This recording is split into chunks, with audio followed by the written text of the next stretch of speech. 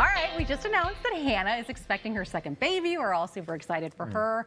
We know, though, that pregnancy and the first year after baby, they're really, really special times for mom and baby, but those times can also be challenging for new moms. Yeah, in fact, 1 in 5 moms will have a perinatal mood and anxiety disorder. They call it PMAD. And 1 in 10 dads will actually struggle with anxiety or depression after having a baby.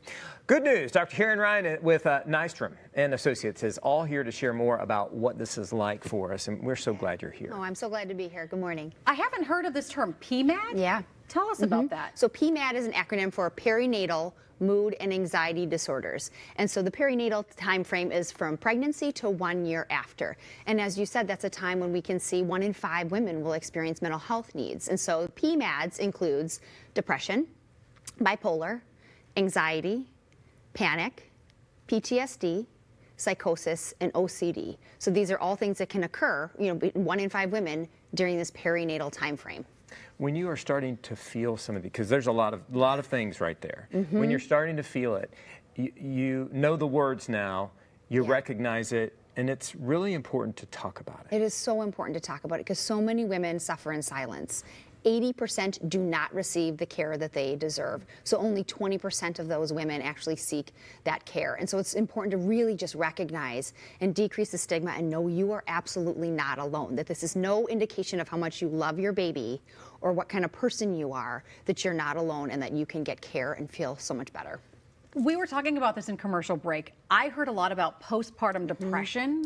Once I had my baby, the doctors talked a lot about that. This is kind of that, but more. Yeah, so this fits in with it. Yeah, so postpartum depression, that when you meet criteria for depression, that's part of the PMADs. But then there's also anxiety and OCD and psychosis, right? And so the difference is like 8 in 10 women will experience baby blues. So the baby blues, that's where you kind of like find yourself crying for no reason. Those mood swings, you feel fatigued, you have some irritability, and that tends to last for like 2 to 4 weeks. But when it settles in, when that depression settles in, it's excessive fatigue. It is oftentimes with the real negative self-talks, like I'm a horrible person, I'm a terrible mother, I'm worthless, not feeling like you're a good person, really sometimes suicidal thoughts. And so that's when we recognize like this is more of a depression, right? Where I can't get myself to shower, I don't have an appetite. So those are some signs when it's gone from those baby blues to a postpartum depression or a depression. What does the anxiety part of it look like? Yeah, because all of us are anxious. You think about it, like everybody's anxious, especially the first time baby gets sick, you're leaving them. So there's always going to be some anxiety and some stress there. And anxiety is when it settles in, when you find yourself not being able to get out of those really anxious thought patterns, when you find yourself constantly needing to check on the baby. You might have a difficulty letting somebody else care for the child and feeling like you're really worried and it keeps you up at night. So you're already exhausted and all you want is sleep, and now you feel like your mind is racing, you can't go to sleep. And also checking in for those physical symptoms, heart racing, restlessness, feeling kind of jittery. Those can all be signs that you're having some anxiety as well. Man, there are so many things that you have to deal with. Here's another one that you've talked about, and it's perinatal OCD. So what is that, and what's it look like? Compulsive disorder. OCD stands for obsessive compulsive disorder. And so it is, so many women experience this and it is really hard to talk about. I'll explain why. So obsessive compulsive, obsessive means that you are having repeated thoughts about a certain thing. And so these thoughts oftentimes are unpleasant. So obsessive thoughts about fear of contaminating the baby or getting the baby sick, fear of strangling the baby, suffocating the baby. Women will have fears of accidentally molesting their baby. People have fears about dropping their baby, and they're really powerful. What happens then is you have these obsessive thoughts, they scare you. They're like, what is this? What's wrong with me? How could I have these thoughts?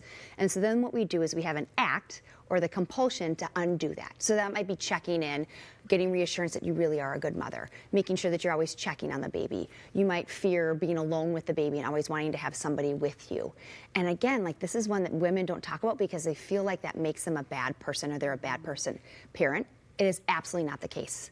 Women with OCD, perinatal OCD, are absolutely no more likely to harm their baby than anybody else.